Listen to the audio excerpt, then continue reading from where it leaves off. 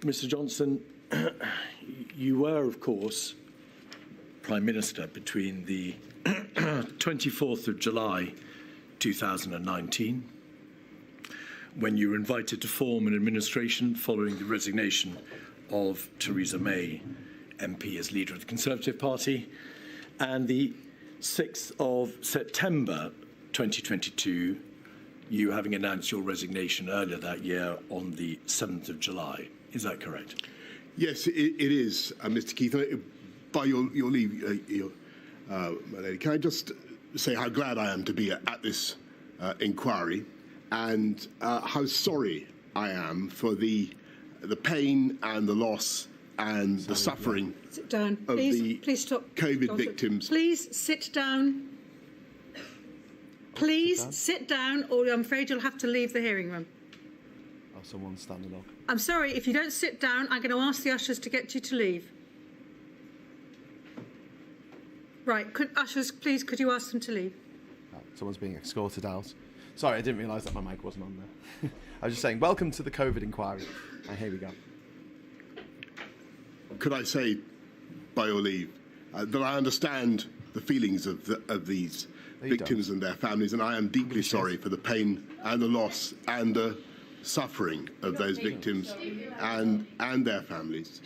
Lies. And lies.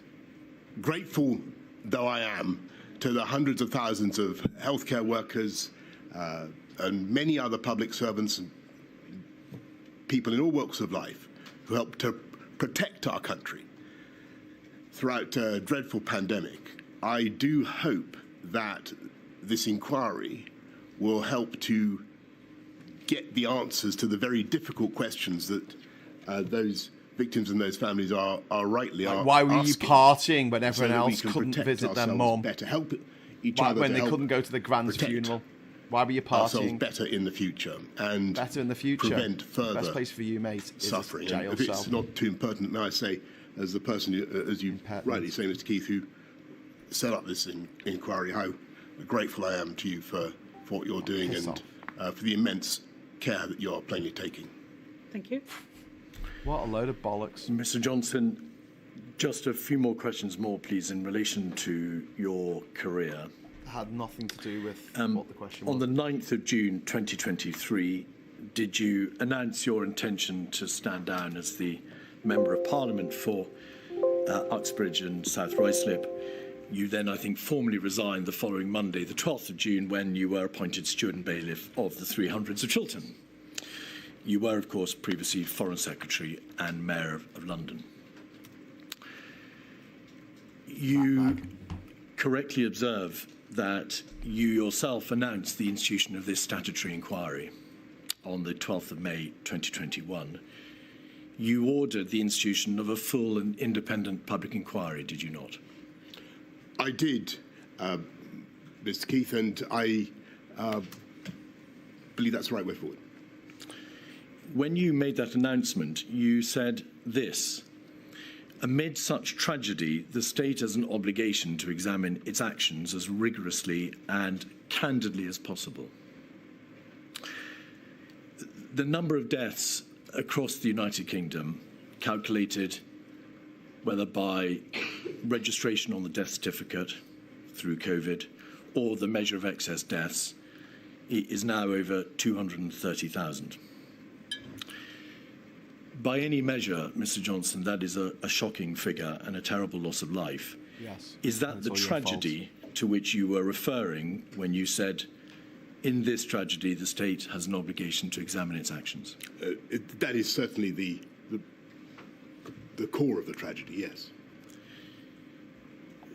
Do you agree that if the protection of life is the preeminent duty that every government owes to its citizens, then the number of those who died is an important, if not the most important, marker against which your administration must be measured? I certainly think it was what we were trying to prevent, was the loss of life, absolutely. The virus left in its wake, of course, not just death, but injury and misery, and indirectly through the lockdowns, it left pain and incalculable Sounds like he economic partied and through. societal damage. What was it? Were 2 dozen those parties? and are those impacts which you also envisaged this inquiry would look at when you audited its institution? Of course. Do you accept, and we may, I think, presume from your opening remarks that you do you accept that the bereaved and those who suffered, of whom there are very many in number, are entitled to no less than an absolutely full and rigorous scrutiny? Of course.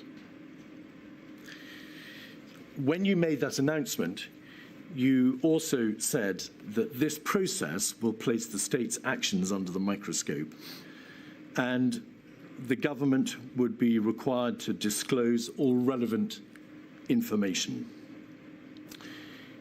In light of those words, could I just ask you, please, to confirm what your approach has been to the disclosure of your own COVID-related emails, WhatsApps, and notes? I've done my best to give everything of Let any the bodies conceivable pile evidence. high. Has that always the been your bodies position, pile Mr. high. Johnson? Yes.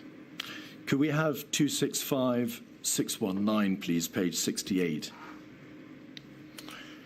This is a WhatsApp Let the bodies pile between high. your former Permanent Secretary, number 10, and then latterly Cabinet Secretary, and your principal private secretary, Simon Case, and respectively Martin Reynolds. And the Cabinet Secretary said the Prime Minister is mad if he doesn't think his WhatsApps will become public via the COVID inquiry. He was clearly not in the mood for that discussion tonight. That date, the 20th of December 2021, was just 5 days after you had in fact appointed Milady as the chair of this inquiry. Was there a debate at that time within government as to whether or not your WhatsApps should be disclosed? And if so, whether or not they would become public by virtue of their disclosure in this process? I don't remember the conversation to which the Cabinet Secretary is referring, and I've handed over all the relevant WhatsApps. The inquiry has indeed requested all the key COVID-related texts, WhatsApps, and so on from January 20 to February 22, and it must be made absolutely clear that throughout the course of the litigation in the summer and throughout these proceedings, you have made available, it would seem, everything in your possession. You made clear, I think, through your solicitors, however, that you had a phone which you used from May 2021, and you've made available the WhatsApps and the emails from that phone. Therefore, between May 21 and February 22, the end of the period that the inquiry was requesting about. But following a well-publicised security breach, you had not been able to use to access the previous phone because you'd stopped using it, and you were fearful that if you tried to access it, you'd delete its data. Is that right? That's right. Were you able to get access ultimately to the contents of that first phone, the old phone? Yes, so we sent it off to some technical people, and they activated it. Was there a time gap, as your solicitors have described it, on that phone, a period between the 30th of January 2020 and June 2020, during which time the WhatsApps have not been Yes. Oh my capable of God. being January to June reinstalled and disclosed? That's right. 2020. Do you know why your phone was missing those 5,000 odd WhatsApps? I don't know the exact reason, but it looks as though it's something to do with the app going down and then coming up again, but Stream stop. somehow not Oh yeah, I've got it's top like frames. it automatically erasing all the things between that date when it went down and the moment when it was last backed up. So I can't give you the technical explanation, but that's the best I'm able to give. The technical report that your solicitors kindly provided Sorry, I don't know why we lost connection demonstrates that there may have been a factory reset of the phone at the end of January 2020 and then an attempt to reinstall the contents later in June 2020. May I just ask you this? Was it you, if that was a factory reset that was done, was it you that tried to reset the phone or not? A factory reset? There is a device or a capability on the phone which allows its contents to be entirely reset. That wasn't you. I don't remember any such thing. All right. Lion sack of shit. And during the course of the litigation this summer between the inquiry and the Cabinet Office, did you, of course, make plain your stated wish that the WhatsApps which were the subject of that litigation should be disclosed? Yes. They being your own WhatsApps. All right. Can I, for the avoidance of doubt, make it absolutely clear I haven't removed any WhatsApps from my phone, and I've given you everything. He hasn't. I think you need. So ask someone else. I asked Mr. Johnson because this issue has been trailed in the press. Yeah, no, I get you. And it's important that you have an opportunity of explaining why those WhatsApps are not available. They're not available because you deleted them. In your witness statement, at paragraph 10, you say, Mr. Johnson, that unquestionably mistakes were made. And for those, you say you unreservedly apologise. We have the statement there. I'd like you, please, to set out in broad terms, of course we'll be looking at the detail of it later, but in broad terms, what mistakes you refer to there. Bearing in mind that we are only concerned in this module, Mr. Johnson, with the core decision-making, with the lockdown decisions, the NPIs, the non-pharmaceutical interventions and so on, not vaccines, therapeutics, antivirals. Okay. What mistakes do you unquestionably accept were made? Well, I think if you look at my statement, I don't know why it's buffering so badly. Point out that we were relying so much on messaging to help contain the virus, and we needed the public to understand the message in as straightforward a way as possible, and they really did, by and large. One problem we had that I mentioned is that because of the very natural and proper right of the devolved administrations to have their own approach, sometimes there was a bit of so the BBC News would have one message from number 10, then a slightly different one from Scotland or wherever, and that I think we need to sort that out in future. And I'm sure there are plenty of other quality here. Things that we could have done differently, but I have no doubt it will come to them in the course of the examination. So your position today is, and you appear to refer to it as the first issue, that the primary mistake made rests in the context of the messaging and the communications of the devolved administration. Well, you asked me to cite a mistake that we made. I didn't say that was the primary mistake. What primary mistakes, Mr. Johnson, are you referring to in paragraph 10 when you say there was terrible in relation to which, where we failed, I apologise again? Yeah, it's a stream. For what are you apologising in that statement?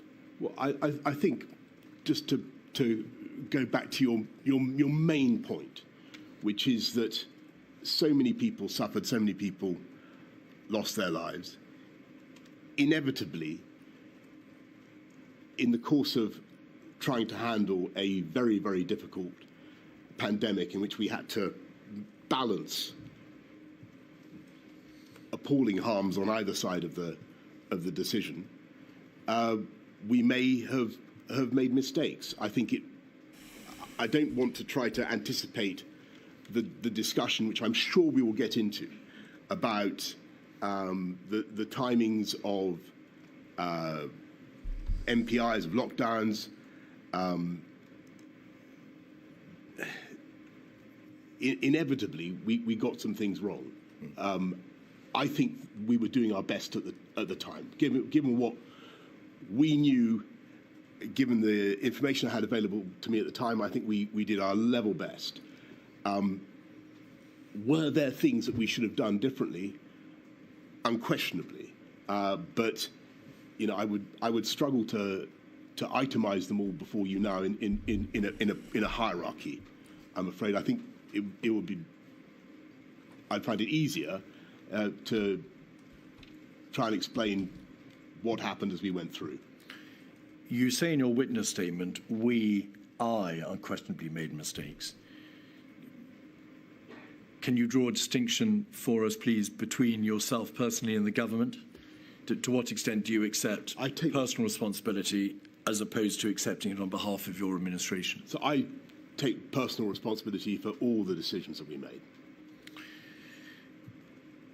It's obvious, Mr. Johnson, that many of the most difficult and momentous decisions rested upon your own shoulders as Prime Minister. Do you take responsibility for whatever my lady makes of the speed of the government's response in January, February, March of 2020? Of course. And the way in which the various moving parts of the government, the advisory committees, the departments, the agencies and so on responded? Of course. Do you take responsibility for the lockdown decisions, whichever way they went, and their timeliness, whatever my lady makes of them? The manner in which patients were discharged from hospitals into the care sector? Of course. The explosion of the virus within the residential care sector? Yes. The general speed at which the restrictions were eased? Yes. The Eat Out to Help Out scheme? And then, latterly in 2020, the decision not to introduce a circuit breaker in September or October, or to introduce a tier system earlier when the prevalence of the virus was lower, for good or ill. Yes, though we did have local restrictions from a very early date. May I just ask you, please, this question? Also, you refer to mistakes. Sorry about It's very important that the inquiry problems. understands to what extent it's accepted that there were mistakes, as opposed to an acceptance that, with hindsight, the government could have done better. Do you mean there were failings, things or decisions that you got avoidably wrong, whether because they were the wrong decisions or because your management and leadership meant that the right decisions were less likely to be taken? Or do you mean, with hindsight, you just could have done better? Well, that's a sort of deterministic question, isn't it? Well, it's an important one. I think the answer is that with hindsight, it may be easy to see things that we could have done differently, or it may be possible to see things that we could have done differently. At the time, I felt, and I know that everybody else felt, that we were doing our best in very difficult circumstances to protect life and protect the NHS.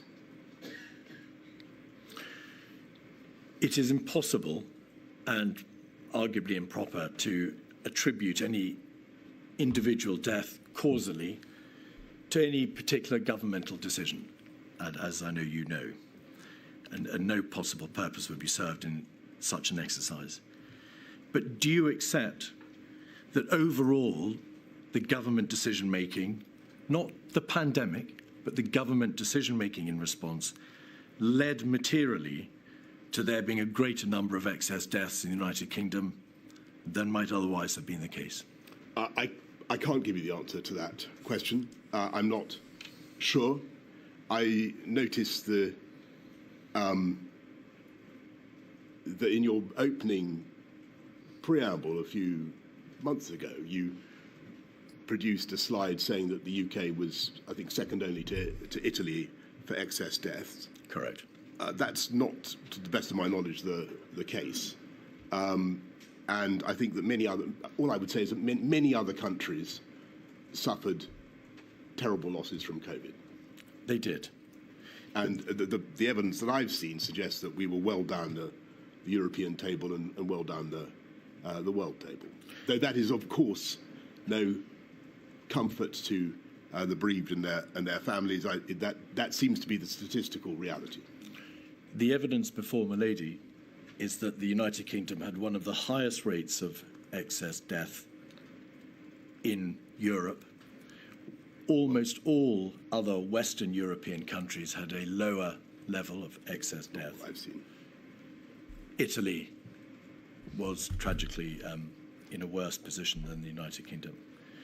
Well, I don't wish to contradict you, Mr. Keith, but the evidence, the ONS data I saw put us, I think, about 16th or 19th in a table of 33. In Western Europe, we were one of the worst off. if not the second worst of. You must have long reflected since that time why that was so. Why do you think that we had the rate of excess deaths in this country that we did ultimately have? As I say, I think that the statistics vary, and I think that every country struggled with a new pandemic, and I think the UK, from the evidence that I have seen, was well down the European table and obviously even further down the world table.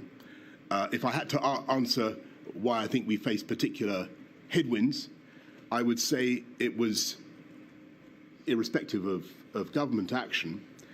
We have an elderly population, extremely elderly population. We do suffer, sadly, from lots of COVID-related comorbidities. And we are a very, very densely populated country, the second most densely populated country in Europe, and that did not help.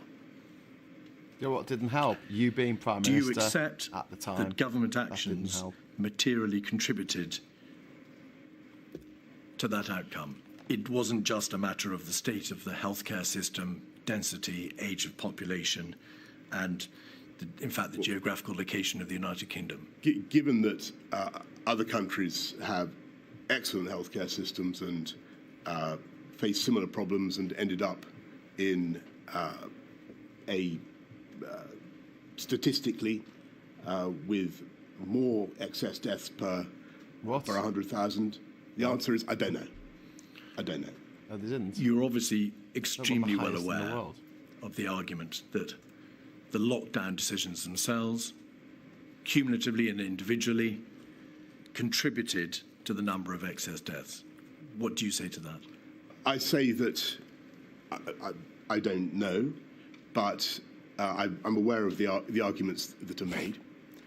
What I would say respectfully to people is that they were very, very difficult decisions, and the issue of the timeliness of lockdowns was clearly one that we considered very hard at the time, and you will have seen from the evidence that there was strong arguments against going too early into lockdowns, especially when it came to that first series of March NPIs. And you'll remember the arguments that were made, two arguments against early action, and they were the risk of behavioural fatigue and then the risk of bounce back, or what you've called uncoiling of the spring. And they were made powerfully, and they certainly had a big effect on me. Could you assist the inquiry, please, with something about the nature of the heavy responsibility which rested on your shoulders? It is perhaps self-evident that only the most difficult and momentous decisions come for the Prime Minister. That's correct. Were there any good or easy decisions to be made in this context? No, I can't think of a single.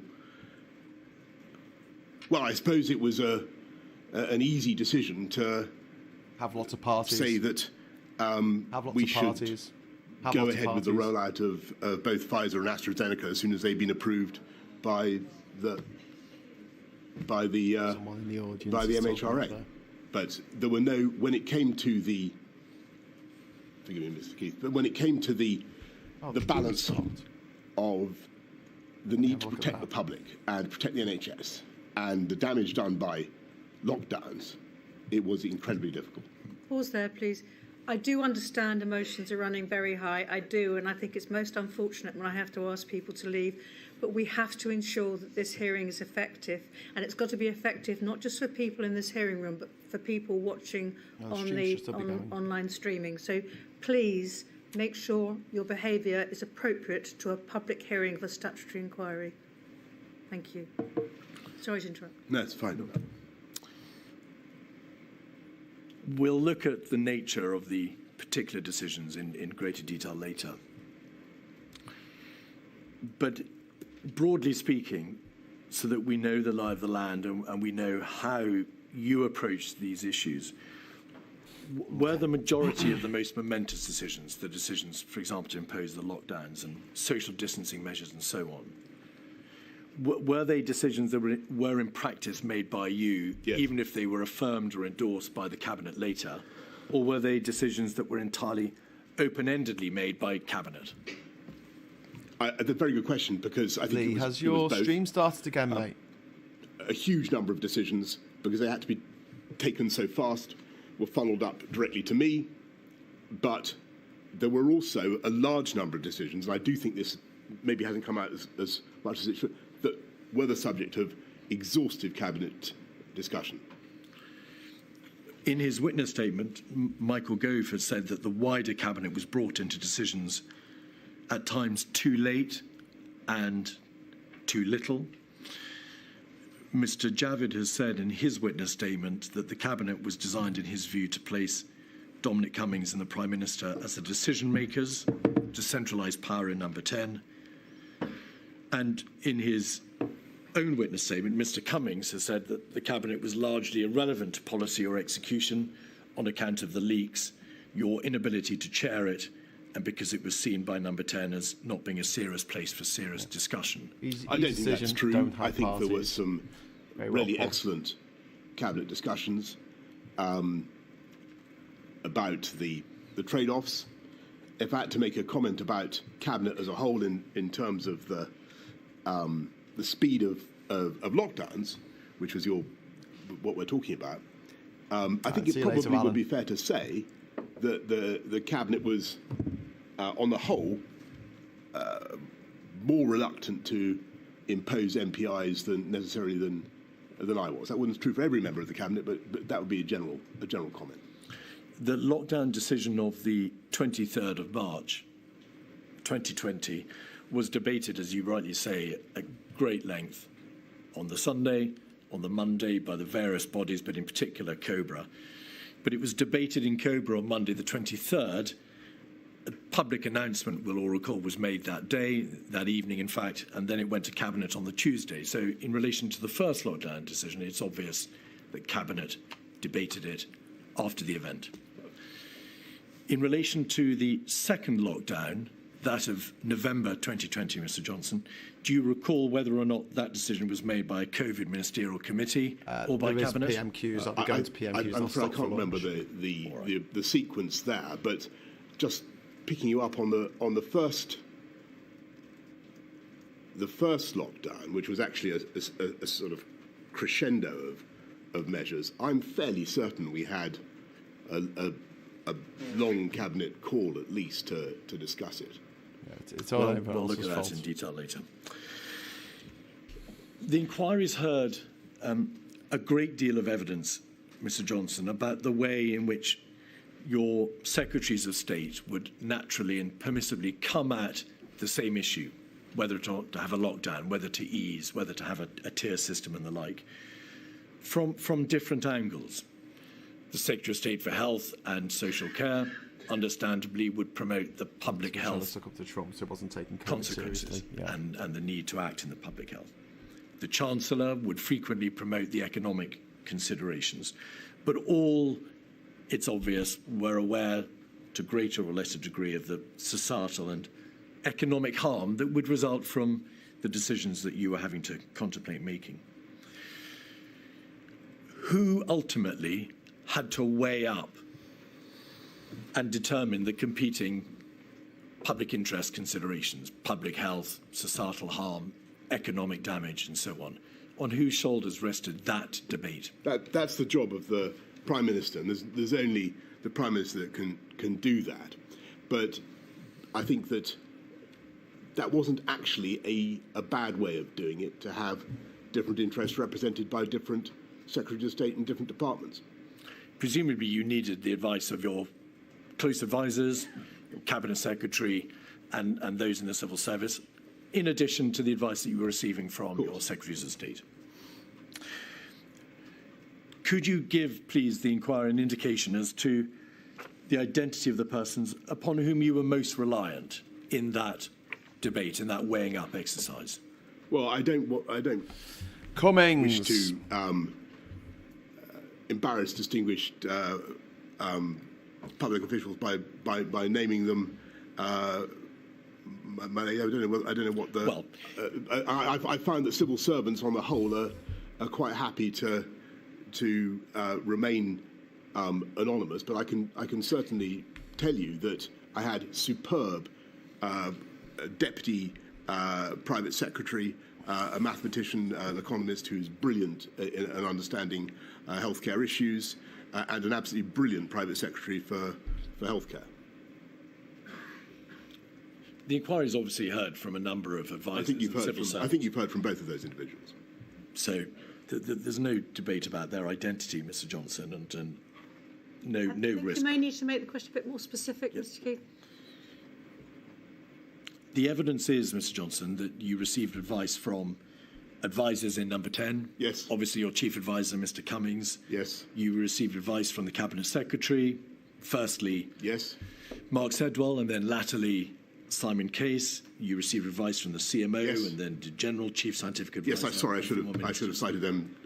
I'm dropping frames again.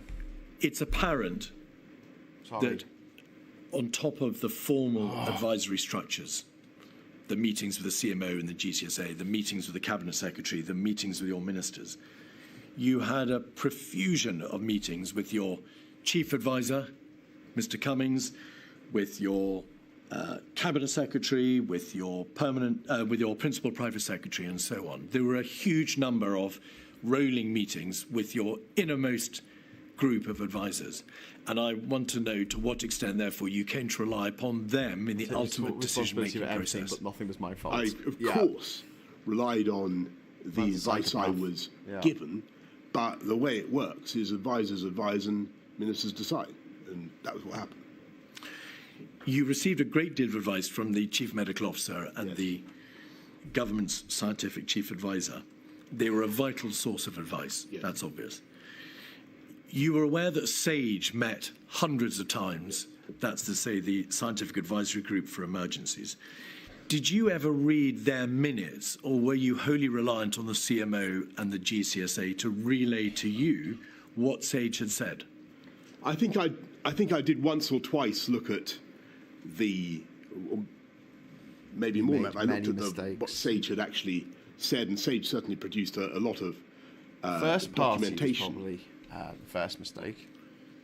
But no, actually, not locking I think down that time. That was the first- CSA and the turning up CMO to did an outstanding COVID job meetings, of 5 COVID leading meetings, SAGE and turning his phone distilling off in their views and conveying them to me. February The 2020. SAGE that was minutes were described as consensus minutes this bastard being because born. they were that was the first designed mistake. to be read at speed, to be able to get to the heart of the issue immediately on reading them, and to ensure that the advice that was being given would be readily and speedily understood.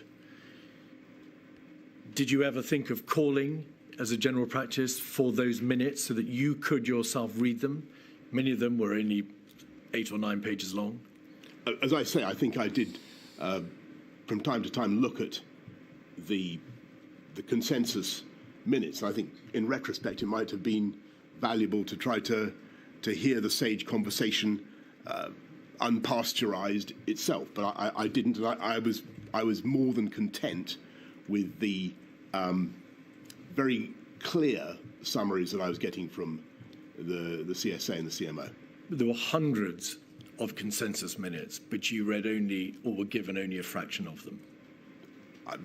That sounds right to me, yes. All right.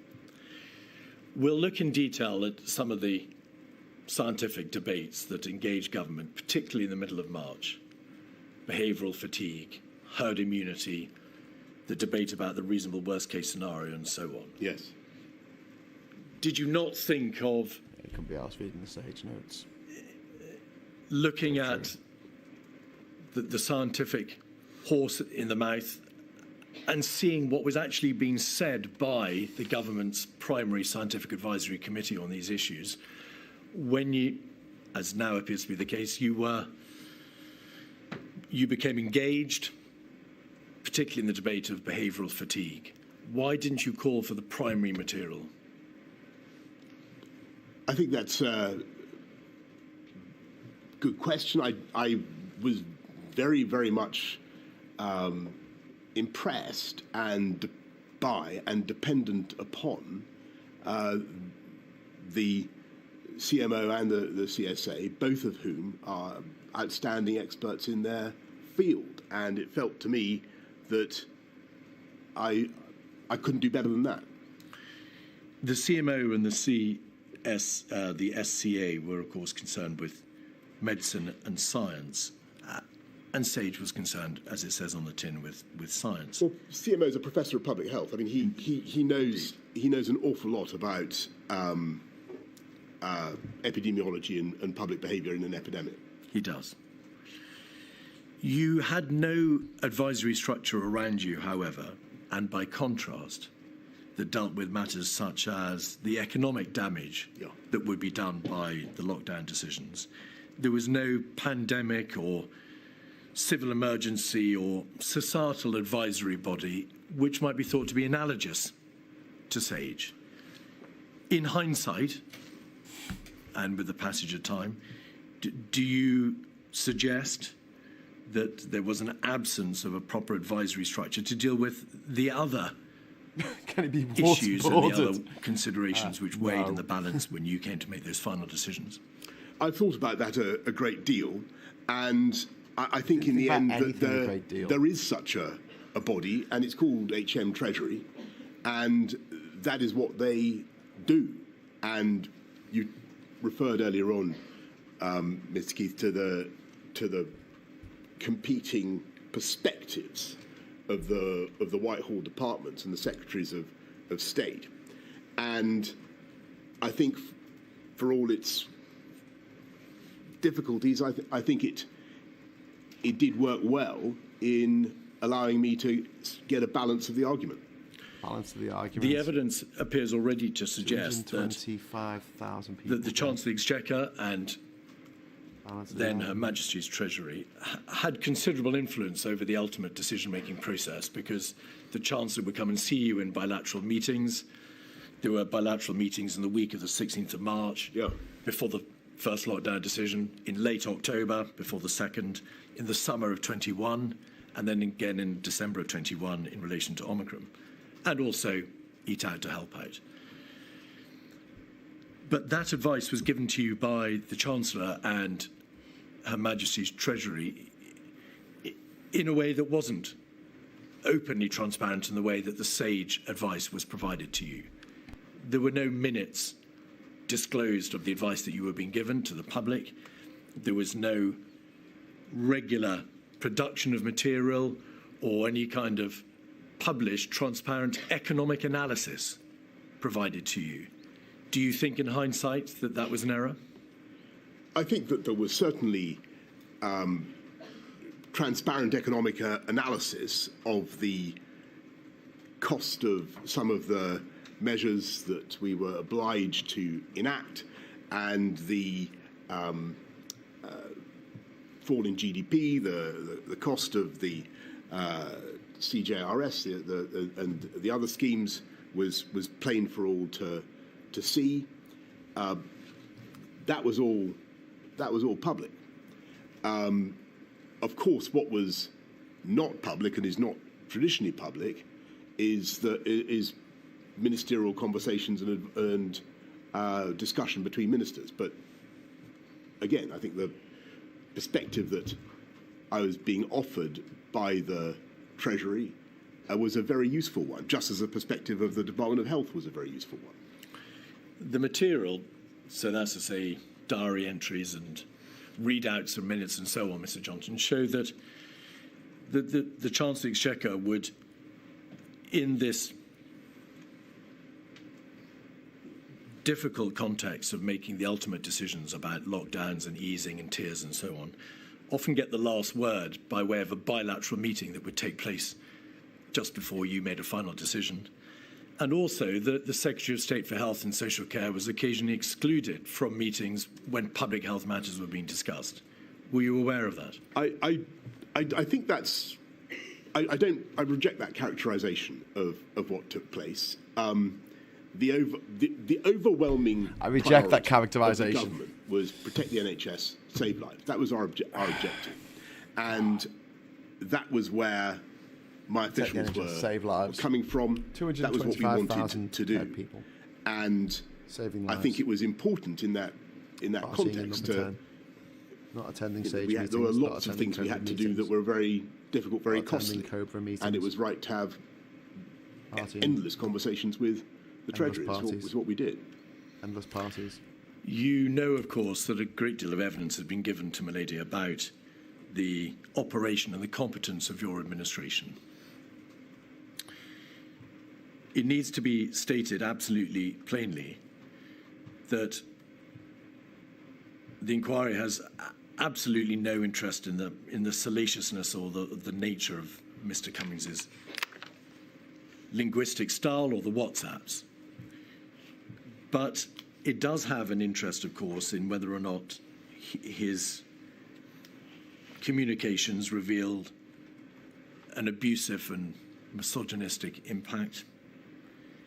The WhatsApps and the texts shed a direct light on the competence of the government, how well or not the government machinery operated, what you all thought about each other, and what some of you thought privately about the decisions that were being taken. We're going to look in detail at them later, but it's fair to say that in the round that material paints a appalling picture, not all the time, but at times of incompetence and disarray. Can I comment on that? I think that the two things need to be separated out there. I think it is certainly true that this inquiry has, and I'm glad of it, has dredged up a phenomenal quantity of the type of material that would never have been available to any previous inquiry into doings in Number 10, because it's WhatsApp communications of a kind that would not have been possible. And that's a good thing, because you can get a texture of the feeling for the relationships and the human beings. I would make a couple of points. First of all, a lot of the language, the style that you refer to is completely unknown to me, or indeed to anybody else not on that group. I've apologised to one particular person who suffered abuse in one of those publicised WhatsApp exchanges.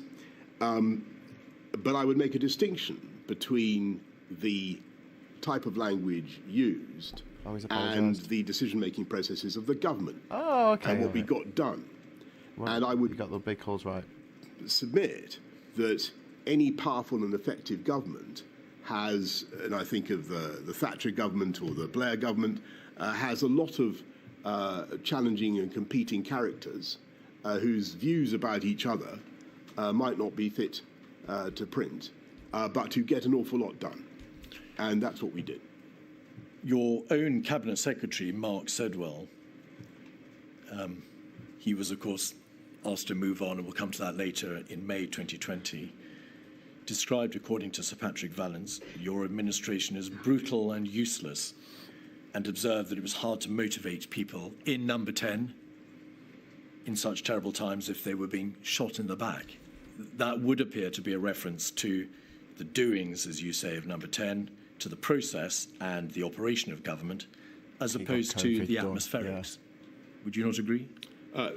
Again, I think that actually what you're looking at in all this stuff is a lot of highly talented and highly motivated people who are stricken with anxiety about what is happening, about the pandemic, who are doing their best, and who, like all human beings, under great stress and great anxiety about themselves and their own performance, will be inclined to be critical of others.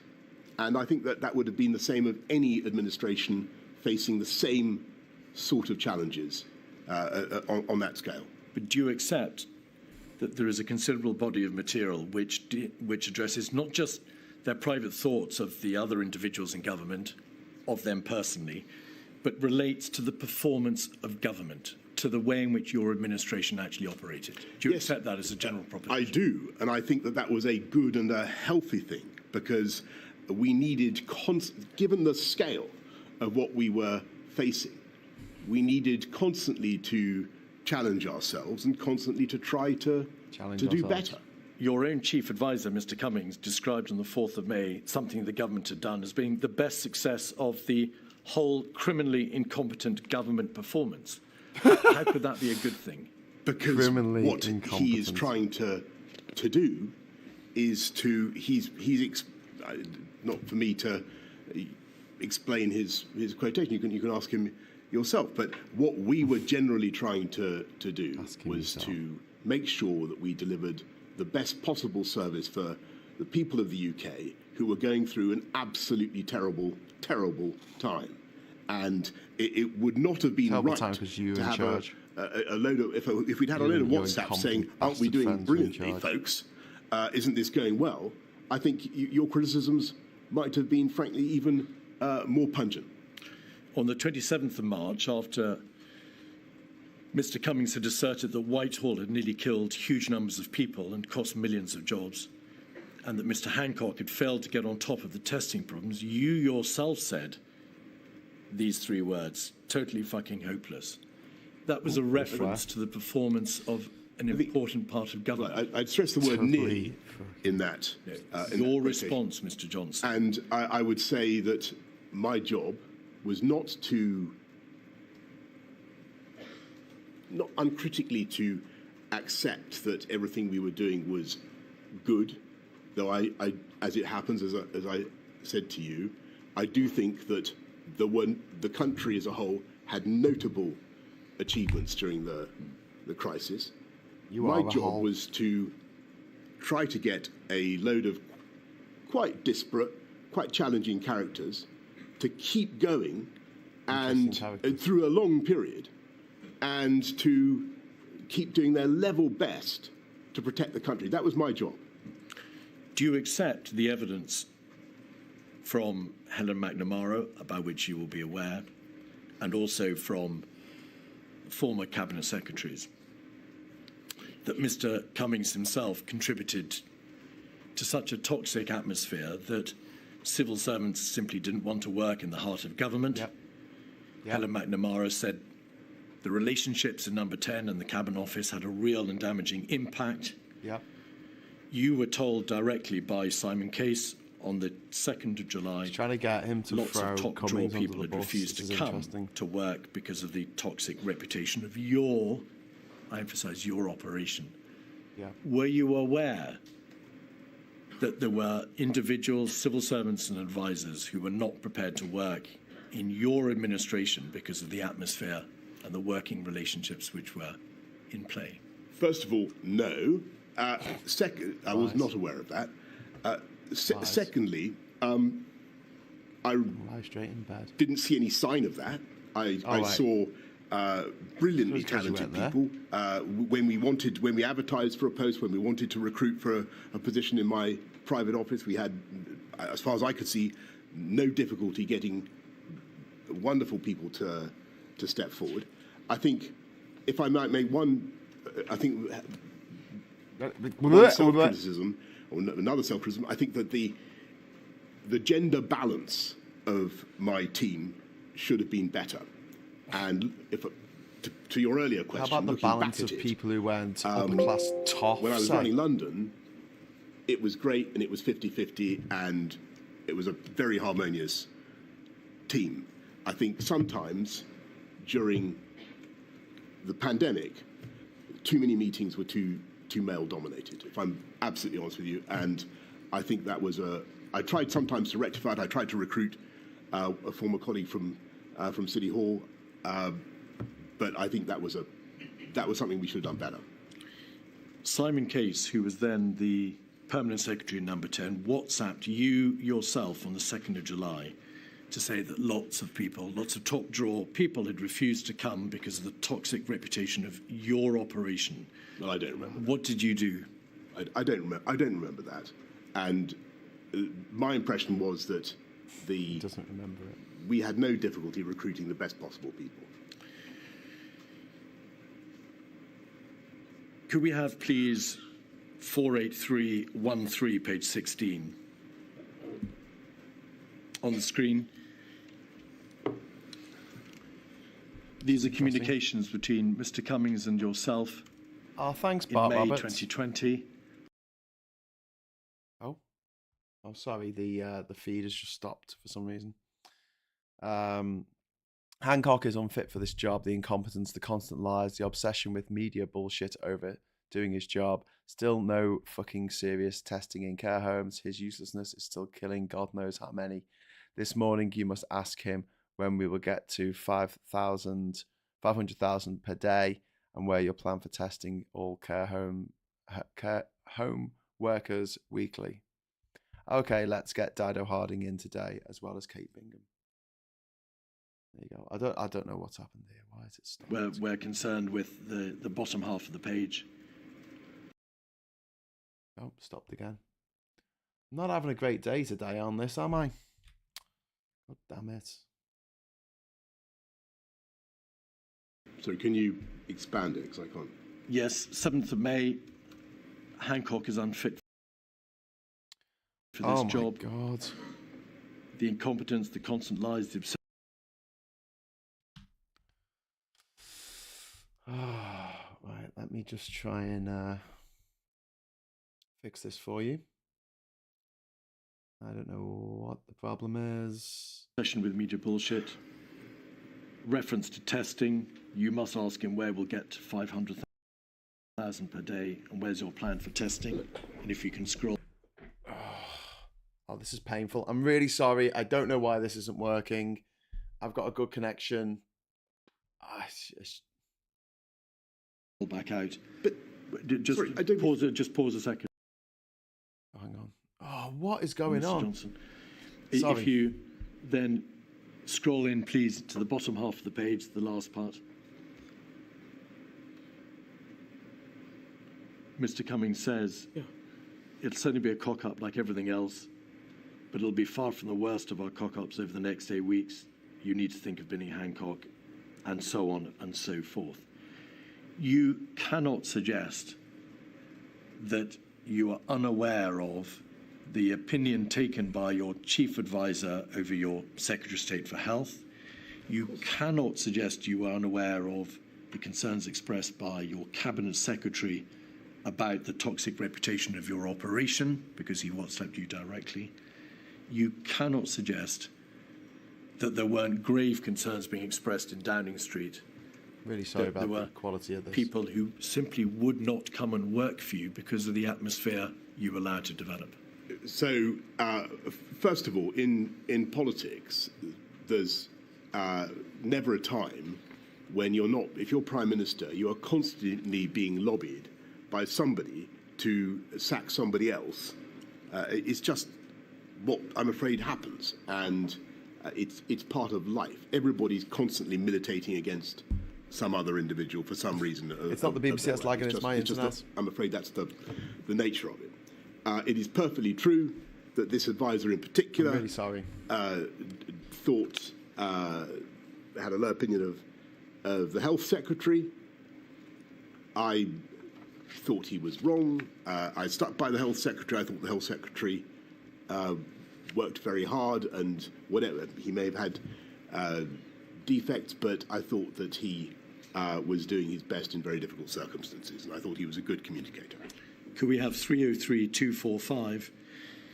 Your first and then your second Cabinet Secretary communicate by WhatsApp, page 9.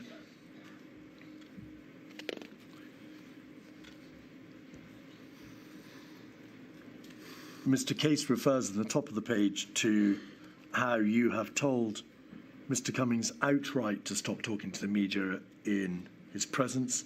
This place is just insane, zero discipline. And then in the bottom half of the page, these people are so mad, madly self-defeating. It's hard to ask people to march. It should be to the sound of gunfire. And then the Cabinet Secretary The Cabinet Secretary is the head of the civil service. Is he or she not? I've never seen a bunch of people less well equipped to run a country. Oh my That's God. not a matter of atmospherics or lobbying or part of the general day in, day out friction within government. Wow. Wow. Yes, I think it is. And I think that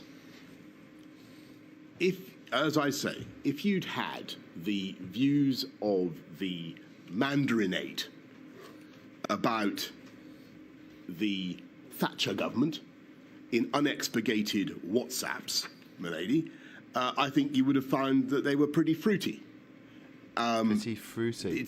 It's Pretty WhatsApp fruity. conversation People were dying. is intended to be, though clearly it isn't, ephemeral. It tends to the pejorative and the hyperbolical, and I think that You are hyperbolical.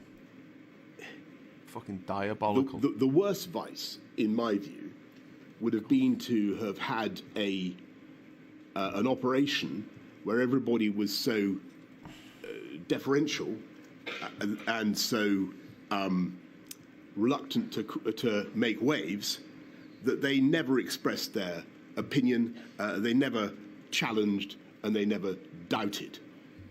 It was much more important to have a group of people who are willing to doubt themselves and to doubt each other. And I think that was creatively useful rather than the reverse. Some of these senior advisors didn't just lack deference, to use your word, Mr. Johnson. They doubted you, and they doubted your ability and your competence, as you now know from having seen the material. Could we have, please, 273901, page 188?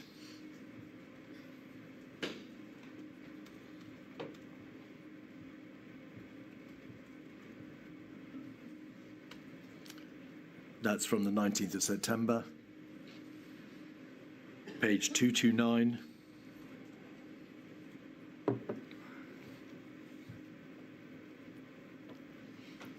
There is a reference to leadership position. Would you like me to? Yes, I'm just going to put, because it's right and proper that, and fair that you're asked to give your response to some of the material which has been produced to this inquiry. And then page 245.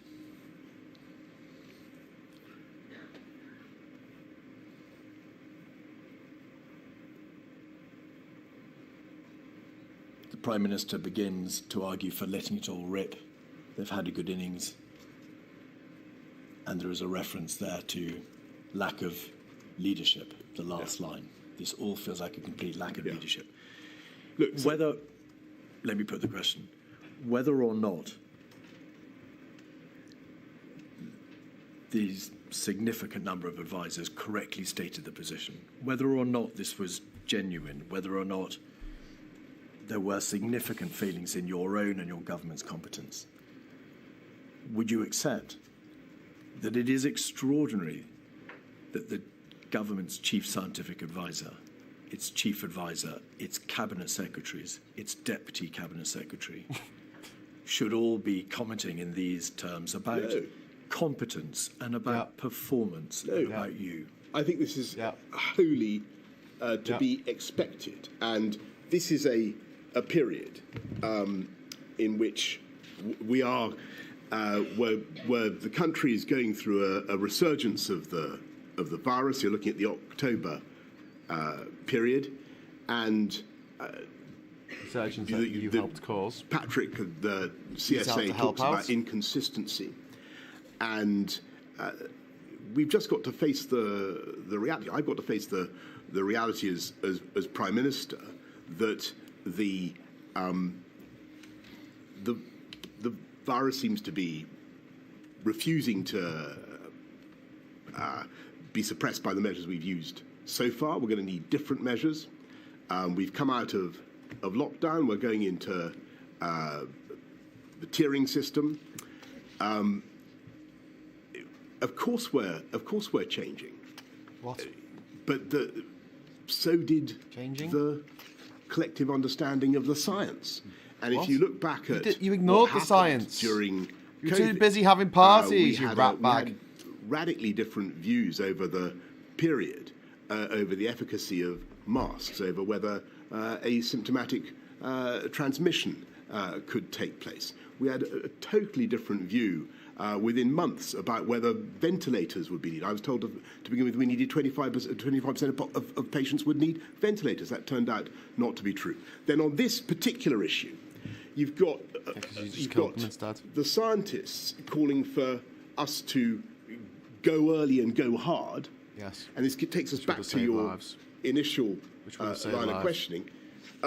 When earlier on, they had been saying expressly that if you go hard too soon, then you have two problems: behavioural fatigue and bounce back. And the problem that I was facing, and it was an appalling problem in October, was that we didn't have therapeutics, or we didn't have, well, we had some therapeutics, but we didn't have a vaccine, we didn't have a way out, a medical solution. We were being forced to use NPIs, and at this particular moment, I'm sure we'll come to the October-November lockdowns, my anxiety was that we were going to have to do the same thing over and over again. And I think what those notebooks reflect and what all those comments reflect is the deep anxiety of the fact that you lot were in charge. Group of people doing their level best who cannot see an easy solution and are naturally self-critical and critical of others. All right. It's obvious that these things were said at the time. You say not to you, although I've put to you a WhatsApp which was sent directly to you. And there are obviously others. Well, it's a WhatsApp that claims to have said something directly to me.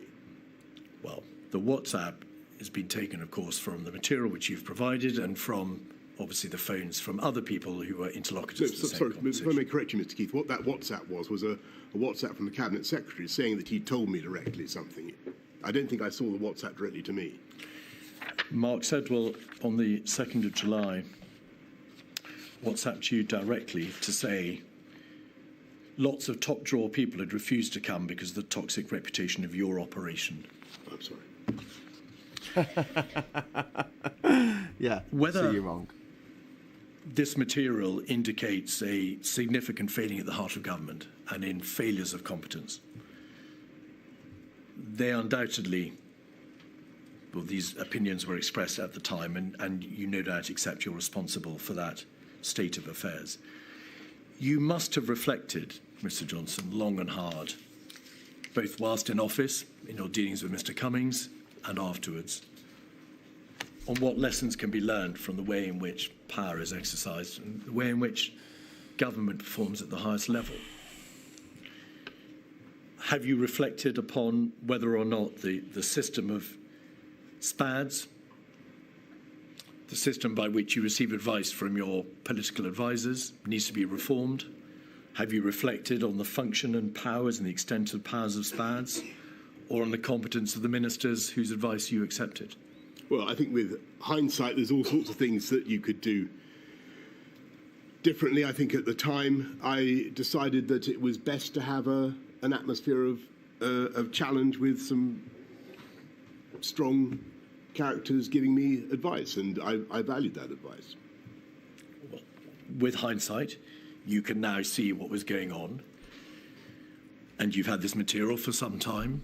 Have you reflected on whether or not the inquiry could, if my lady sees fit, make recommendations about the way in which a character such as Mr. Cummings, about whom some extremely strong views have been expressed, should be in the position that he was? Views on whether or not the Prime Minister had access to the correct and proper forms of advice? Are these not issues that you've thought about? Yes, but I think overwhelmingly that I did have access to the correct and proper forms of advice. And if you ask upon whom I relied for that advice, It was the CMO and the CSA, together with the experts, the officials in my private office. You lost confidence in your cabinet secretary in May 2020, did you not? Well, he asked to step aside. Did you lose confidence in your cabinet secretary in May 2020? Yeah, he asked to step aside. Did you lose confidence in your chief advisor, whom you described as engaging in an orgy of narcissism at the heart of your administration? Well, I think he also stepped aside.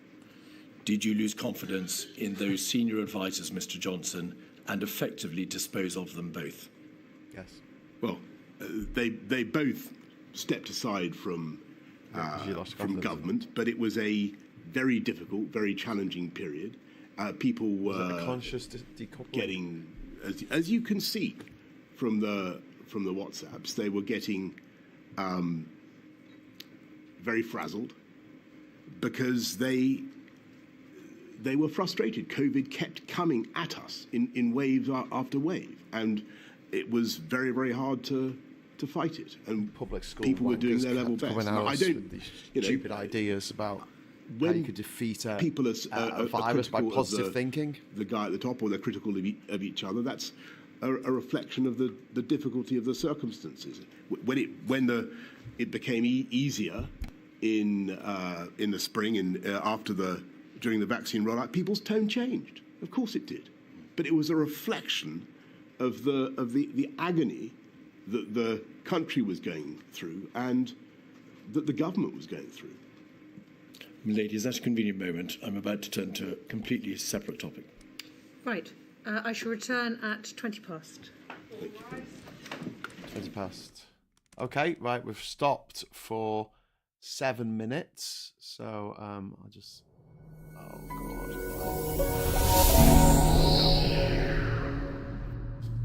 Because you needed that. Okay. So it's a short break, and they'll be going back in after 7 minutes, apparently. I'm kind of almost tempted to just go and make myself a cup of coffee. Should I go make a cup of coffee? Morning, by the way, Graham says, Moranto. Thank you very much, Moranto. We're back on. What we can do, actually, since you're here, I'm going to go and grab myself a coffee. I'll put it into my Labour Social mug, and I'll leave you in the capable hands of the BBC. By your leave. But I understand the feelings of these victims and their families, and I am deeply sorry for the pain and the loss and the suffering of those victims and their families. And grateful though I am to the hundreds of thousands of healthcare workers and many other public servants and people in all walks of life who helped to protect our country throughout a dreadful pandemic. You can hear the people shouting. Now, we've been told that Boris Johnson was keen to get in that apology. I mean, I think very much wanting to use today as an opportunity to set the record straight. He said that there were very many mistakes he took personal responsibility for, but there are also a number of things that he felt the government got right. I'm just skipping forward a little bit. And made a protest in the inquiry room. Okay. So the I'm pain going to leave you and just the for loss seconds. And the suffering come back down. and coffee. Please stop. COVID victims. Please sit down. Please sit down, or I'm afraid you'll have to leave the hearing room. It's a shame you couldn't hear what they were saying at this point. I'm sorry, if you don't sit down, I'm going to ask the ushers to get you to leave. Right, ushers, please, could you ask them to leave? Quite dramatic scenes in the inquiry room, and something we haven't seen actually so far during this inquiry, although there have been protesters outside. I'm joined by Fran. Now, you were one of the people who were ejected from your seats there. What happened? So several of the volunteers who look after the National COVID Memorial Wall decided that we didn't want to let Mr Johnson control the narrative. He's been trying very hard with his leaks over the weekend, and we knew that he was going to attempt to apologise, and we felt that it was necessary that he realised we would not accept his apology. So we stood up in the back row silently and held up these signs. Do you feel, though, that there is... stood silently. That maybe you need to come to this inquiry with an open mind, because he has to have his moment to give his opinion? He might change your opinion, you never know. Well, unfortunately, as we were asked to leave, we haven't heard any of the evidence this morning. We'll have to review it later. Our minds, unfortunately, are not going to be as open as he might wish, because we are all grieving for people who are dead, who didn't need to die. Is there anything he can say today that could change your mind, that could give you some closure, could make you feel better? No. Nothing at all? No. We've heard in that first, we had just over an hour or so of evidence. I mean, he made very clear he wanted to be apologetic, he wanted to say sorry, he took personal responsibility for many of the decisions made. After all, it was obviously his decision, he was the Prime Minister at the time. But we hear, as I say, that the decisions that he made, there's nothing he can say to you that can improve things. What would you like him to say? Well, I think anything that he has to say could have been said a long time ago. We're nearly 4 years since the beginning of the pandemic. It's continuing. People are continuing to die every week. So I don't think he's got anything helpful to say at this point, other than to tell the truth about why decisions were made and why failures happened in the chaos that was at the heart of his government. But do you think he can be useful, as this inquiry tries to learn lessons, to try to make sure that should there be another pandemic, mistakes like this are not made again? I'm sure he could be useful. Whether he will be, I don't know. It's unfortunate none of his WhatsApp messages have been discoverable. That's a big failure. We should be able to see and hear everything that was going on within government at that time. Okay. Well, thank you very much for your time. Thank you. I assume you'll be catching up, like you say, but there's another day of evidence after this. Will you continue to come to be here while Boris Johnson is giving evidence? Yes, we'll be here. I don't know if we'll be allowed back in, but we'll be outside. Okay. All right. Thank you very much. Well, that was Fran, who was one of the protesters who was inside the inquiry room today. She, along with a number of protesters, felt they needed to stand up, hold pictures of their loved ones to present to the Prime Minister, the former Prime Minister, how they felt about Boris Johnson and how decisions he made impacted on their lives. I think some of the other important moments that we heard during the evidence this morning were Boris Johnson talked about the gender balance within his top team, and how he felt that when he was Mayor of London, he felt that he had a gender balance of about 50-50. In Downing Street, he said that there was too often male-dominated in his team, and that had an impact on a number of the decisions that were made. He also appeared to defend his health secretary, Matt Hancock. Now, we've heard plenty of evidence during the last few weeks about how Matt Hancock had been, some people accused him of lying, of over-promising and under-delivering. And today, Boris Johnson seemed to to defend his health secretary, and said he had been a good communicator and always worked hard. Now, we've heard from Fran just then. Earlier I spoke to another couple of protesters who are also here to listen to Boris Johnson's evidence.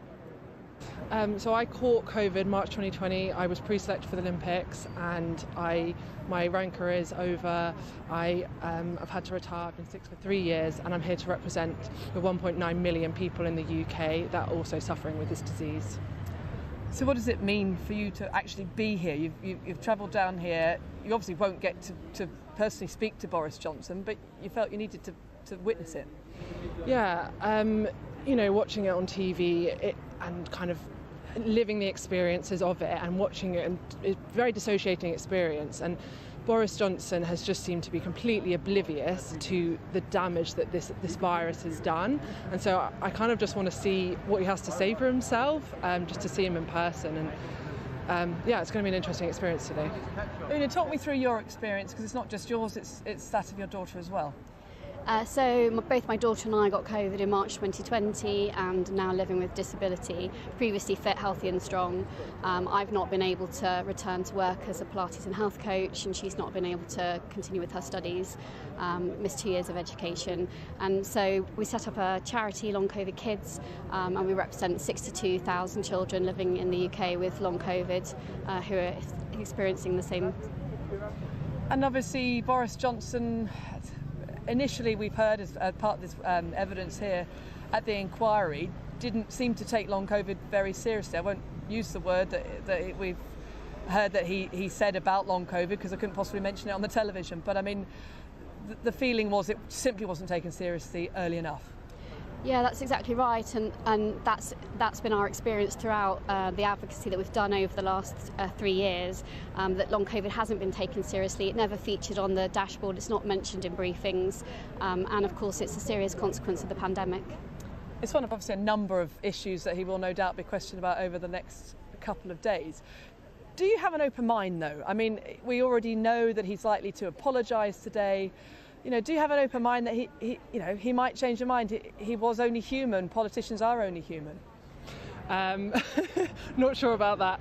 We will see what his response are, but like fundamentally, the UK, along with the US and Brazil have had the worst pandemic response. We spent more money, we spent longer in lockdown, we've had more deaths. We don't have statistics on long COVID, but we know it's probably bad. And he, you know, looking after the lives of the nation is the primary responsibility, the basic responsibility of our leaders, and he continuously put his ego and self-interest ahead of that. This is one of the COVID inquiry is one of the tools of the state we have to get some accountability, and we really hope to see that today. Okay. Well, I think I was meant to say to you, I apologise for some of the language that we broadcast earlier. Obviously, the decision was made to broadcast this inquiry live. There's a 3-minute delay on it, but some of the language used has been reading out some of the WhatsApp messages and private messages at the time, and some of the language has been rather choice and rather fruity at times, so we apologise. Yeah, will someone sack that journalist now? I think we can join our political correspondent, Rob Watson, now. They all went to school together. Rob, I wanted to ask you, this is obviously a very political day, but Boris Johnson isn't the Prime Minister anymore. But actually, quite an insight into the politics at the time and Westminster at the time. Yes, absolutely, and I've been rather struck by two things, and I'm mindful we won't be needing to shut up at any second. I mean, number one is his sort of demeanour. He's clearly decided to be rather demure, but he's also utterly defiant in the following sense, that he is insisting that, look, based on what we knew at the time, the government did its best. The government did its best to protect lives and to protect the NHS. Secondly, that he's also pretty defiant in his defence of his style of government. I mean, we've had all of these, as you mentioned, some of them rather fruity WhatsApp messages indicating astonishing kind of tension, bad language, a real grief at the heart of his government. But he's been saying, hey, look, you know, this was because people were under stress, because they were trying to work hard. Of course they were going to be critical of each other. Of course some of the language was going to be choice. That has happened in other governments. It's because we were doing our best. So you can see that's the sort of overall shape of things, this idea of demure, but also defiant and determined to defend his record. And just touching on the folk that you had with you, I mean, I suspect in terms of the sort of broader politics, public relations, I suspect that with this inquiry, those who've already made up their minds that Boris Johnson is both, you know, incompetent, sort of untrustworthy, and actually in many ways, as they would see it, rather unpleasant, none of what he says will change their minds. And that rather large chunk, a large minority in this country who still take the view, good old Boris, he did as best as he could in difficult circumstances, they won't change their view either. But we'll wait and see. Well, you certainly won't. BBC. It's interesting, isn't it? Because Baroness Hallett... I'm just going to take the sound down for a minute. The front page of the BBC, Boris Johnson says sorry for pain, loss and suffering at COVID inquiry. He is controlling the narrative. He is. Witness statement, you say back that Mr. Hancock spoke to you about his concerns around about the 7th of January. You say he rang you again on the 22nd of January. To put this in its proper chronological place, the first SAGE had taken place on the 22nd of January, the first COBRA on the 24th of January. He says, however, in his witness statement that he called you directly on at least 4 occasions during January to try and impress upon you his concerns. Although he does not say so, the implication is that he was at pains to try to alert you to the problems he saw it, and he was required to raise the matter with you repeatedly. Do you recall a repeated number of attempts to raise the alarm with you in that way? I certainly recall the conversation on the 7th of January, and the context, and I remember thinking about it and saying to him, well, keep an eye on it, and I've set out in my statement my initial instincts about it. I don't, to be frank, remember all those conversations, but it's true that we would have spoken on many occasions because we generally spoke quite a lot. I think that in that period, January really to the end of February, towards the end of February, COVID was pretty much like a cloud on the horizon, no bigger than a man's hand, and you didn't know whether it was going to turn into a typhoon or not. What a weird expression. I certainly didn't. I was unsure, and it became clear much later. The matter was first raised with your Cabinet Secretary, Mark Sedwill, formally on the 21st of January, which was the date, in fact, of the World Health Organization first novel coronavirus situation report. Do you recall when the matter was first brought officially to your attention? You were obviously aware from news reports, and you'd been aware from your conversations with Mr. Hancock as to the possible crisis or the emergence of this virus in China. But when officially do you recall it was put before you? I'm sure it's in my in what I've submitted to the inquiry, Mr. Keith. I think certainly there are cabinet discussions in January and in February, and a crescendo of activity about it. But in government, it wasn't yet being escalated to me as something of really truly national concern. Indeed. A COBRA was convened. 5 meetings he missed. Chaired by Mr. Hancock on the 24th of January. And then he chaired a further COBRA meeting on the 29th of January, then the 5th of February, then the 18th of February, and then the 26th of February. Right. It's plain that was quite permissible. COBRA doesn't have to be chaired by a Prime Minister. Yep. Indeed, it can be chaired by an official. But the sheer frequency of those COBRAs, there were then 5 COBRAs within 1 month, all on the same issue of this emerging virus. Didn't the seriousness of the position in late January make itself plain to you?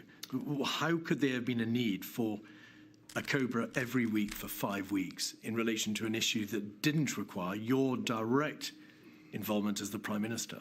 Yeah, I think for the reason you've given, which is that a COBRA is a regular occurrence in government when there's something that a particular government department is leading on. In this case, it was health. The possibility of a coronavirus pandemic, which was only declared by the WHO on the 12th of March, was not something that had yet been, hadn't really broken upon the political world, certainly in my consciousness, as something of his consciousness, real potential, a real potential national disaster. And in that period, end of January, beginning of February, it's end of January, beginning of February, it's not much in the political world. I wasn't asked about it, for instance, at all at PMQs. Were you even aware that Mr. Hancock was chairing COBRAs to deal with a new and emerging respiratory virus on those 5 dates? I think that I was aware that Matt was handling it. I couldn't swear that I was aware that he was handling it in that way on all those particular dates. My instructions to him were to keep me posted, and I would do whatever I could. But by the end of the month, make matters worse. Clearly, by the end of February, I'm getting anxious about what we're doing. We'll come there. Did you or do you recall having any debate with your advisors as to whether or not you should be chairing those COBRAs, or whether or not the seriousness of the position required you to chair the COBRAs at the end of January and throughout February? Yes, I think there's an exchange. I remember talking to my private office and saying, this is clearly becoming an issue of national 24th of February. Thank you. Before that date, for the month beforehand, did you think to say to your officials, the Secretary of State for Health is chairing a COBRA now on a weekly basis to do with a fatal viral pandemic, which currently is just spreading. Hadn't yet been declared as a pandemic. It hadn't been declared as a pandemic, but by the 16th of January, it had spread to Thailand and Japan. The scientists in the United Kingdom had reported on the 12% hospitalisation rate. It was clear from the material in government that only a small fraction of the infections in Wuhan were being detected, and there was already evidence of limited human-to-human transmission, all by the 16th of January. So, in an overarching sense, why do you think that the Prime Minister, yourself, was not informed earlier as to those extremely worrying features of this emerging virus? I think that here's what I really think happened. I think that actually we had everybody, a useless fuck in charge, had they stopped to think about it, could see the implications of the data, the implications of what was happening in the numbers, the percentage of fatalities in China. But I don't think that they necessarily drew the right conclusions in that early phase, and which is no fault of theirs. I think what happened was something that was completely outside people's living memory. What we were dealing with is like a once-in-a-century event. And I just don't think people computed the implications of that data. And it wasn't really escalated. It wasn't escalated to me as an issue of national concern until much later. And as you say, I said, look, I think I've got to chair these COBRAs. You were the Prime Minister. You're obviously an extremely skilled politician, and you have direct, intimate experience of running government. From the viewpoint of the bereaved and those who were terribly damaged and harmed by this pandemic, how could a government have generally failed to stop and think? The system is there to make you think. The risk assessment processes and civil emergency procedures are there to make sure that you don't have to stop and think. It responds. But on this occasion, generally, and it's not a personal point, generally the system did not stop and think and say, this data shows there is a greater problem than we currently understand. I think I think I've tried in a way to give you the answer to that. I think that what really happened was outside our living experience. We hadn't seen something like this for a century or more. And unfortunately, what we did remember was not helpful, because what the system did remember, was things like SARS and MERS and swine flu and so on, other zoonotic diseases that certainly had an impact in Asia, which is what we were seeing, but ultimately were relatively, if not wholly, benign in the UK. And if I had to guess an answer to your question, Mr. Keith, I would say that was probably the default mindset, and that was basically because of people were operating on the basis of their lived experience. So a failed mindset. I think it was a human natural response of people based on what they had themselves seen and observed in their lifetimes.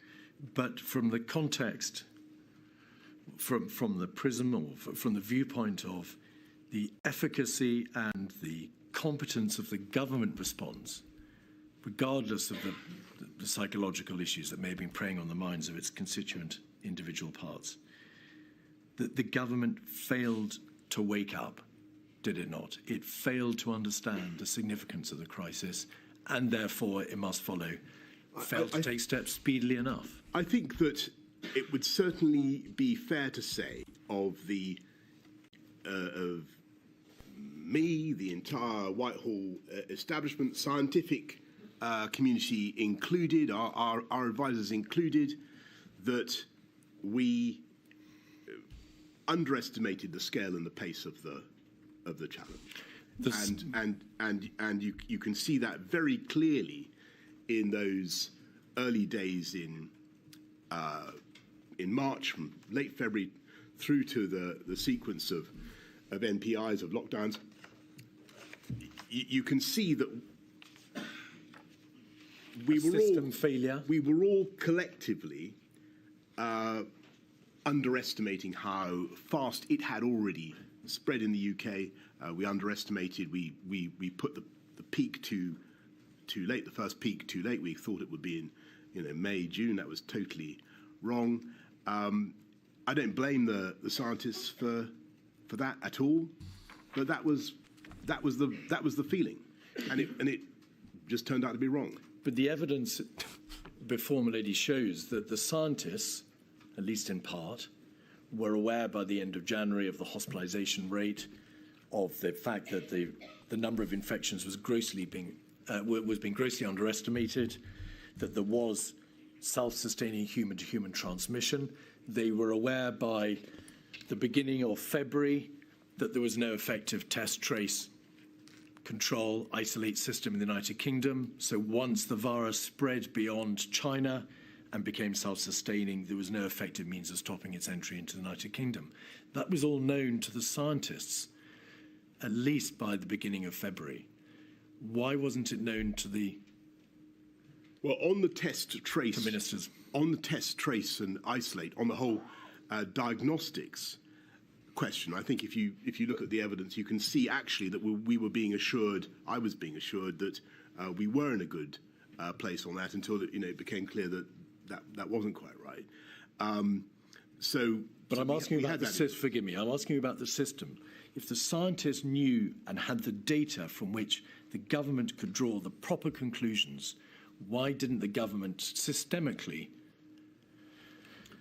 rise up in light of these alarm bells and do something? I don't wish to say that we were oblivious, because we weren't. And actually, a lot of work went on, a lot of planning, a huge amount of discussion. So I think, I'm talking quite a lot now. So I think the CMO first briefed me about it on about the 4th of February. And we talk about what could happen.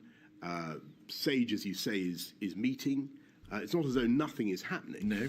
I think that what is going wrong possibly is that we are just underestimating the pace, the contagiousness of the disease, and you can see very clearly from that crucial moment of transition from the 12th to the 13th of March, how radically the scientific appreciation of the situation changed. SAGE on one day was... Forgive me, Mr. Johnson. I'm asking about January and February, where we haven't got to March yet. When did you first become aware that the test and trace system, whilst extremely efficient in practice, could not be extended beyond the first few hundred cases, that it was a system designed for high consequence infectious diseases? It dealt with travellers, it dealt with index cases, but it couldn't really be expanded beyond 10 or 20 index cases and 500 or 600 contacts. Yes, you're going to have to forgive me, Ms. Gill. I can't remember exactly when it became obvious that...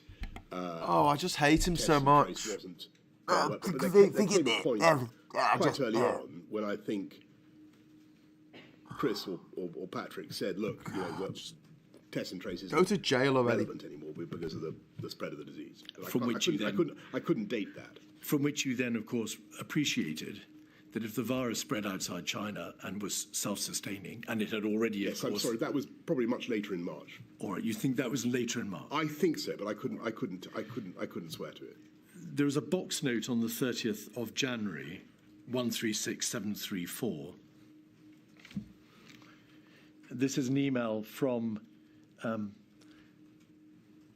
member of your office, Mr. Johnson, to post the private office support team. Grateful if you could include the below in the box tonight. Prime Minister, to be aware, the Chinese government granted the permission for the flight to evacuate British nationals from Wuhan, so we're concerned here with repatriation. 30th of January. If we then go over the page, there's a reference to the WHO expected to declare a public health emergency of international concern. And then also to be aware, the FCO is drawing down non-official staff across the network in China. Wow. The day before, on the 29th of January, there was a Cobra 56226. You weren't, of course, at that Cobra, Mr. Johnson. You've explained how you didn't chair a Cobra until March. If we look at page 5, we will see that the chair, Mr. Hancock, hears from the CMO and Public Health England about the fatalities in China. There was evidence of human-to-human transmission, and Germany had 4 confirmed cases. And then at paragraph 3, the CMO said the UK planning assumption were based on a reasonable worst-case scenario. There were 2 scenarios to be considered. The first was that the spread was confined within China. The second was that the spread was not limited to China, and there would be a pandemic-like scenario with the UK impacted. The second scenario was plausible, but it may take weeks to months. The CMO sets out there in Cobra, and my lady's heard evidence on this, that it was understood that if the second scenario came to pass, there would be a pandemic, because once control had been lost, a viral wave was inevitable. Yes. This is a Cobra that takes place on that day, the 29th of January. The following day, you receive a box note, which appears to be solely concerned with repatriation. The question is, why were you, the Prime Minister, not being told directly this is a virus which, if it escapes China, will result in a pandemic? There is information already that it has a very serious fatality rate and a very serious hospitalization rate. Why was that basic light bulb information not brought to your attention so that you could see the true nature of this emerging crisis? I think that I can't give you the exact reason why that that Cobra was not brought to my attention. That detail of the Cobra. He should have been there. But he missed 5 meetings. I can say that at that stage, I think that even the concept of a turned pandemic his phone off halfway through February. did Turned his phone not off for 10 days. necessarily imply to the Whitehall mind the kind of utter disaster that COVID was to become. And if I may, and that may sound odd, but what I'm trying to say is that I think people were still operating they were still thinking about things like a flu, an influenza pandemic, or some of the other diseases that I've mentioned. Well, this material, along with a plethora of other documents, shows that the reasonable worst-case scenario was already being envisaged, and that was a reasonable worst-case scenario which denoted deaths to the tune of 800,000 people. So it couldn't have been unknown to Whitehall, but you say the eventuality was not aware. I didn't see that figure, and I saw a different figure, I think, towards the end of February, by which time he didn't see it because he was on holiday. Alarm busy on holiday. Really truly raised. But I'm trying to give you my best explanation for why people were in the mindset that they were in. There was a cabinet on the 31st of January, 56125. If we go to page 10, please, we can see the nature of the debate. It was, of course, chaired by you that afternoon.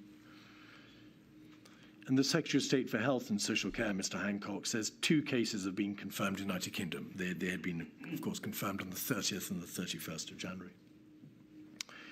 It was a very serious problem in China, a large number of cases and fatalities. And then the debate moves on to the typical infection rate of 2.5 to 3 people and the mortality rate 2%. Yes. So if the reproduction value is 2.5 to 3, that is to say one person will infect 2.5 to 3 people in an unimmunized population, and the mortality rate, 2% of people who were infected or perhaps confirmed cases, is not clear, means a very, very large number of people will die. Correct? Wow. That's right. The debate in Cabinet, page 10 and 11, deals with repatriation. The Department for International Development examines developing countries where the risk of spread of the disease was high. Spread of the disease globally would be a big problem for those countries and could also mean further evacuation of British nationals.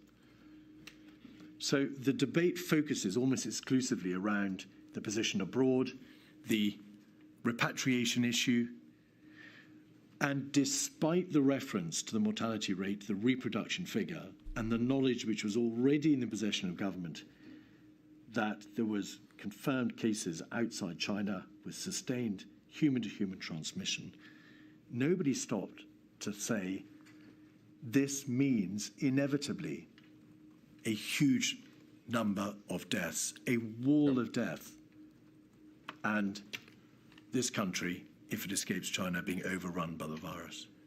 Yes, I think the word inevitably there is the one that I would pick up on, because I think if you look at what the Secretary of State for Health told the Cabinet, he said if the Chinese grip it, then it won't be a problem. But if China don't grip it, then that could be very serious. But your point is still basically a good one, which is that we had to think about what happened if China didn't grip it, and I think we just have to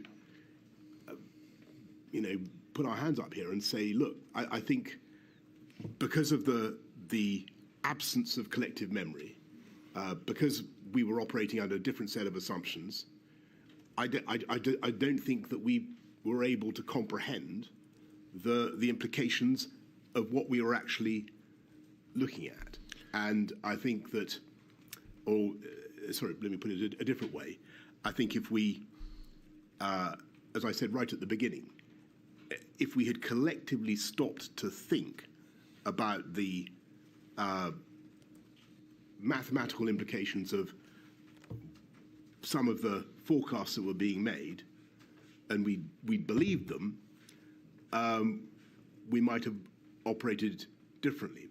The problem was that I don't think we attached enough credence. Problem was you. To that's the main problem. Forecasts, and because of the experience that we'd had with other zoonotic diseases, I think collectively in Whitehall, there was not a sufficient, loud enough klaxon of alarm. I don't blame people. I just think it was because of the experience that they'd had all their lives. The material, Mr. Johnson, shows how at various stages you warned against overreaction. You made the point that SARS and MERS had not turned out to be as serious for the United Kingdom as some had feared at the time. BSE had not resulted in the levels of deaths which some had forecast. So may we take it that you put yourself in that category of people who had sufficient credence? I was agnostic. I thought I took what Matt had to say very seriously. I thought he wasn't, badgering me without a reason. But on the other hand, I'd had the experience that you describe. So I was waiting for the advice and waiting for that to change. In your statement, you say, looking back, it is clear, and this is in the context of January, it's clear that we vastly underestimated the risks in those early weeks. If we'd properly understood how fast COVID was spreading and the fact that it was spreading asymptomatically, there are many things we would have done differently. So first, It was nevertheless clear that COVID was spreading because you knew that it had spread outside China to Thailand, South Korea, Japan. And there is material or a growing understanding that it can be transmitted asymptomatically. But what things What there is now? There was a dawning realization, Mr. Johnson. The material shows, for example, nerve tag on the 14th of February, scientific reports to SAGE in the first week in February, Diamond Princess, and so on and so forth throughout the middle of February. So it was clear it was asymptomatic. But what are the many things that you would have done differently had you, as you say, properly understood the true nature of the crisis? Well, could I just come back on the asymptomatic Please. quickly? Because I do think it's important. The information that I was getting, and I think this went up right till the middle of March, was that you were unlikely to have COVID unless you had the symptoms, and I think I had that from the health secretary. You did at a cabinet meeting. Yeah, right, told that by okay. the health secretary. So He just waffles. there seemed to be a great deal of doubt. That I'm sure you're right in what you say about the evidence that was knocking around about asymptomatic transmission and infection. I think if we'd known and fully understood, to answer your question,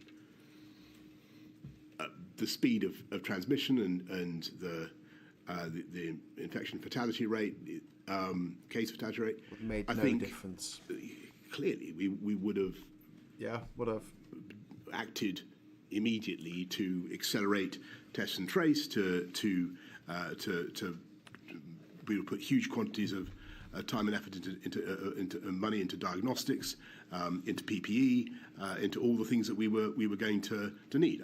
I'm not saying that work didn't begin. It did begin, but I think the panic level would have been much higher. I'm trying to explain Sat with as the hair honestly trying as to I- up as my I can nose. why I think that Indeed. panic level wasn't sufficiently high.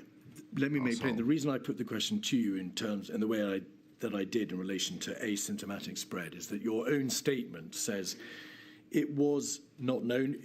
If we had properly understood the fact that it was spreading asymptomatically, then there are many things we would have done differently. Yes, sorry, I should say You didn't know. You've explained that you didn't know it was spreading asymptomatically, but my suggestion to you is important parts of the government knew by mid-February that it was spreading asymptomatically and that there was therefore a governmental failure to act on that information in the way that you have very eloquently described. Well, I can't comment on that because I don't know, what people thought about the issue of asymptomatic transmission in He doesn't believe in God. February. I do remember what we were being told. I do remember the view around the cabinet table. I mean, the one thing that has troubled me a lot, I'm sure we'll come on to it, is the think Boris March Johnson discharge believes in policy, it himself. where clearly the question of asymptomatic transmission would have been relevant. I'm so sorry to interrupt. Can we come back to that? There's an important contextual position which has to be set out for the purposes of that debate. There is evidence before the inquiry that the chief medical officer told Mr. Hancock at a meeting on the 28th of January that there was credible evidence of asymptomatic transmission within Germany. Was that a fact of which you were aware? Did you know that? No, of CMO's. Mr. Hancock had been told there was credible evidence of asymptomatic transmission within Germany at a meeting on the 28th of January. Well, if I was told that, I've completely forgotten it. My memory of the asymptomatic transmission issue is as I've told you. No, well, he's forgotten Mr. everything. Hancock He was told. drunk half the That's time. just Mr. No, sorry. I'm sorry. I understand, my lady. What I I meant hate was, his voice. if I knew that Chris had told Matt that at some stage, I follow. it's completely gone from my mind. What I remember about asymptomatic transmission is that insofar as I paid attention to it, it was not thought to be taking place. Borders.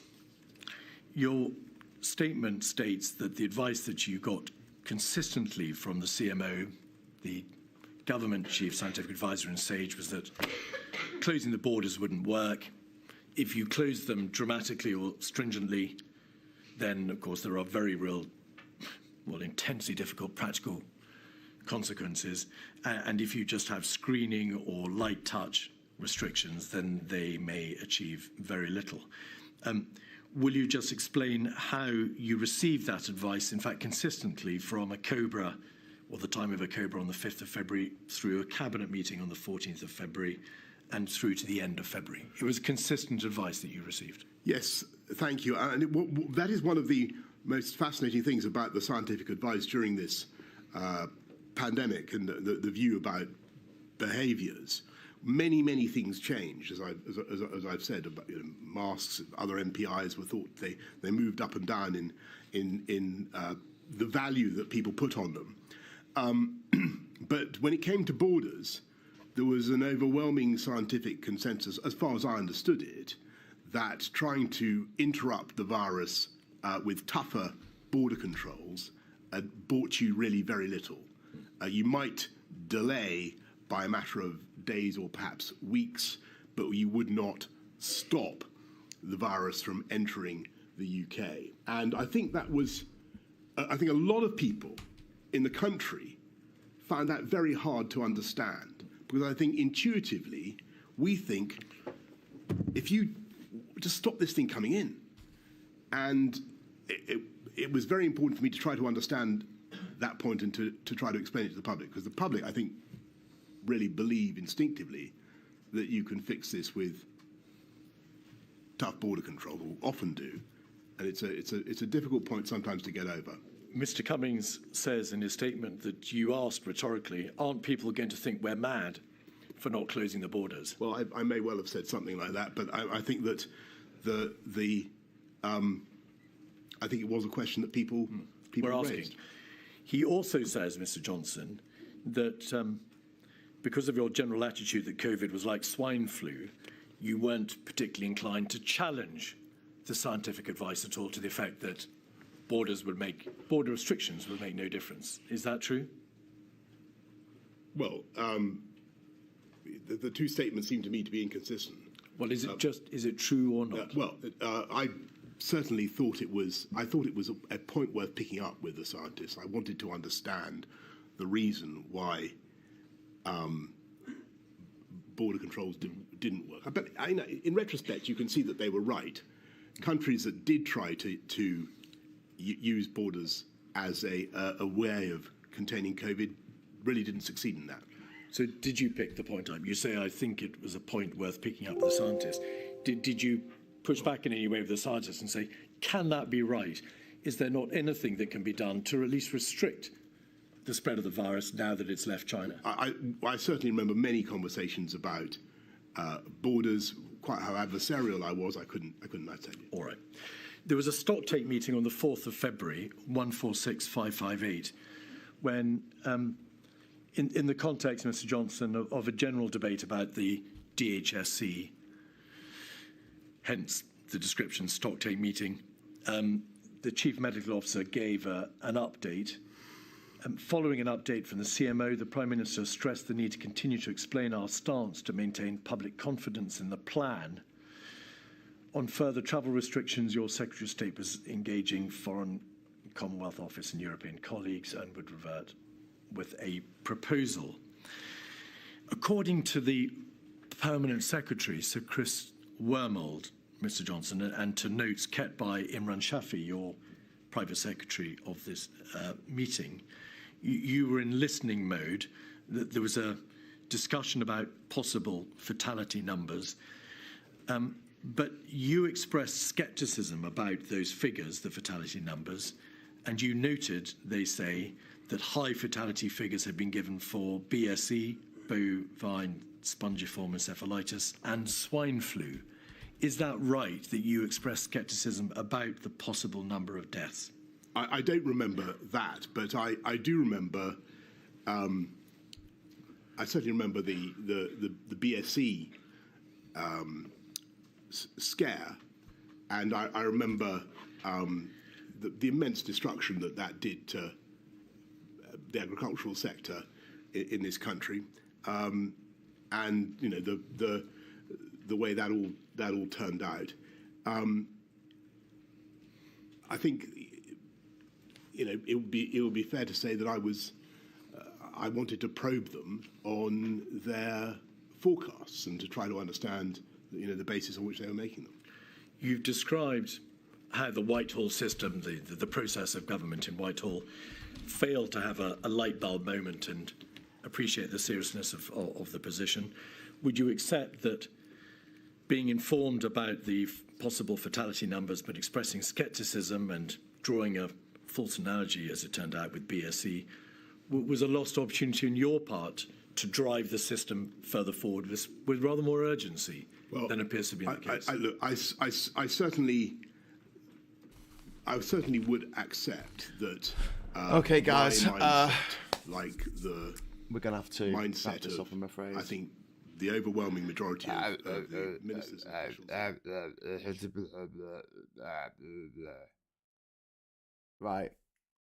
So sorry about this, but we're going to have to call it a session here on Labour Social because basically we need to press on with Prime Minister's questions, which is about to kick off on the other channel. Now, there's a good chance they're going to stop for I don't know. They're going to stop for a little bit over lunch, so we'll drop in on this later. But I am going to start a new stream now. So if you stop this stream, head over to the other stream. I will see you there. Thank you very much to Canal there in Singapore. How much would you pay to never hear this individual speak for the rest of your life? I'd give everything I've got. I would be quite happy to do that. I just hate him so much. But thank you very much for the super chat. I'll keep that for the moment. So I'll see you on this channel momentarily. So log off this one and then go on to the Prime Minister's questions that's already been set up on the same bat channel. And now, not same bat time, but now. Okay, until next time, I'll say thanks for watching. Hello, good evening, welcome, and goodbye.